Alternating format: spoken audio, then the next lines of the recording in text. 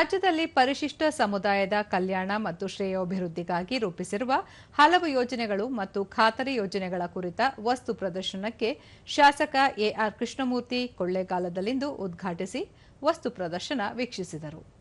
ಈ ವೇಳೆ ಜಿಲ್ಲಾ ಖಾತರಿ ಯೋಜನೆಗಳ ಅನುಷ್ಠಾನ ಸಮಿತಿ ಅಧ್ಯಕ್ಷ ಎಚ್ವಿ ಚಂದ್ರು, ವಾರ್ತಾ ಇಲಾಖೆಯ ಹಿರಿಯ ಸಹಾಯಕ ನಿರ್ದೇಶಕ ರಮೇಶ್, ವಾರ್ತಾ ಇಲಾಖೆಯ ಸಹಾಯಕ ಸುರೇಶ್, ಕೊಳ್ಳೇಗಾಲ ನಗರಸಭೆಯ ಆಯುಕ್ತರಾದ ರುದ್ರಮ್ಮ ಶರಣಯ್ಯ ಸೇರಿದಂತೆ ಹಲವರು ಉಪಸ್ಥಿತರಿದ್ದರು.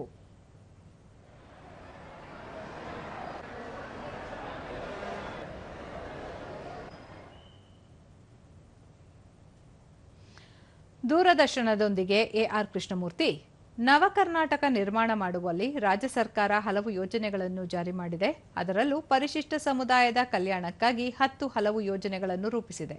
ರಾಜ್ಯ ಸರ್ಕಾರ ಜಾರಿ ಮಾಡಿರುವ ಯೋಜನೆಗಳ ಕುರಿತು ಕೊಳ್ಳೇಗಾಲದಲ್ಲಿ 3 ದಿನಗಳ ಪ್ರದರ್ಶನ ಹಮ್ಮಿಕೊಂಡಿದ್ದು, ಸಾರ್ವಜನಿಕರು ಯೋಜನೆಗಳ ಸದುಪಯೋಗ ಪಡೆದುಕೊಳ್ಳಬೇಕು ಎಂದರು.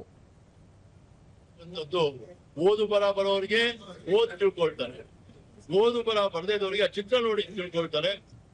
ಎಚ್ವಿ ಚಂದ್ರು, ಗೃಹಲಕ್ಷ್ಮಿ ಮತ್ತು ಶಕ್ತಿ ಯೋಜನೆ ಅನುಷ್ಠಾನದಲ್ಲಿ ಚಾಮರಾಜನಗರ ಜಿಲ್ಲೆ ರಾಜ್ಯದಲ್ಲೇ ಮೊದಲ ಸ್ಥಾನದಲ್ಲಿದೆ.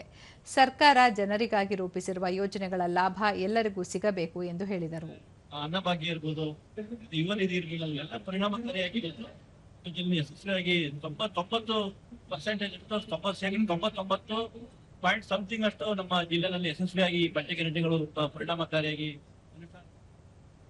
ರಮೇಶ್, ಪರಿಶಿಷ್ಟ ಸಮುದಾಯದ ಕಲ್ಯಾಣಕ್ಕಾಗಿ ರಾಜ್ಯ ಸರ್ಕಾರ ಜಾರಿ ಮಾಡಿರುವ ಯೋಜನೆಗಳು ಮತ್ತು ಖಾತರಿ ಯೋಜನೆಗಳ ಕುರಿತು ಜನರಲ್ಲಿ ಅರಿವು ಮೂಡಿಸುವ ಉದ್ದೇಶ ಹೊಂದಲಾಗಿದೆ ಎಂದರು.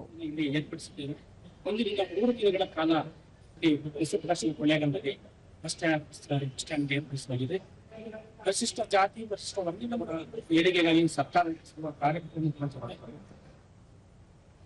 ಮದ್ದೂರಿನ ನಿವಾಸಿ ರಾಮಚಂದ್ರ, ಪರಿಶಿಷ್ಟ ಸಮುದಾಯಕ್ಕೆ ಸರ್ಕಾರ ಜಾರಿ ಮಾಡಿರುವ ಯೋಜನೆಗಳು ಸೇರಿದಂತೆ ವಿವಿಧ ಯೋಜನೆಗಳ ಕುರಿತು ಅರಿವು ಮೂಡಿಸುತ್ತಿರುವ ಶ್ಲಾಘನೀಯ ಪ್ರಯತ್ನ ಎಂದು ತಿಳಿಸಿದರು. ತುಂಬಾ ಒಳ್ಳೆ ಅನುಕೂಲ ಆಯ್ತು ಈ ಯೋಜನೆಗಳು ಬಂದ್ಮೇಲೆ. ವಿದ್ಯಾರ್ಥಿಗಳಿಗೆ